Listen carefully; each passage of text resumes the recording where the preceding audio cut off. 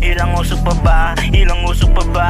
Ilang usok pa ba ang aking ibubuga para mamanhidan na aking kaluluwa? Linuluwa, sinusuka, sinusukat mga ayaw kong dinadama. Makalimot lamang sa mga problema, mga dilema na parang kahit anong piliin mo, ikaw ba ang masama? Mga maling paratang na ako rin naman ang testigo, na ako rin naman ang salarin. Harap-harapang pinupunit mga lumang testamento, tinabunan ng simento para di ko na makita. Hinatulan ng kamao, sinasaktan ng sariling mukha. Pero bakit wala man lang naburda mga pasa? Masakit kahit kaano kumanin na akit ang mga kaparusahang nakarapat dapat lang.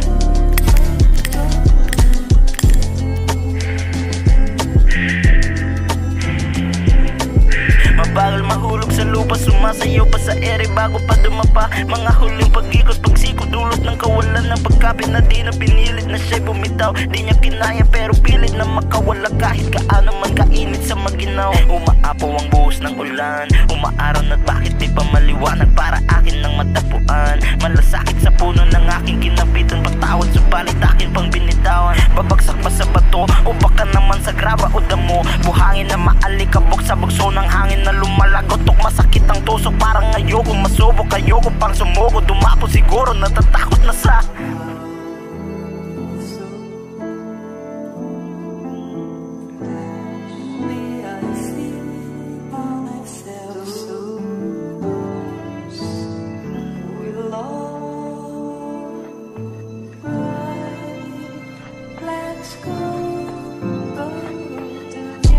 humahantong na sa huling sayaw, isang pulgada na lang at akin nang maaabot tanaw. Kahit gaano pa ko sumigaw, ako'y isang dahon lamang na nilalant at bumitaw. Binugaw sa lahat ng bigat na di ko na kaya pang ipaangat ng aking sariling puno. Hanggang dulo tumutulong mga luha na nagpapaapaw sa lupa. Sige, ilang usok pa ba?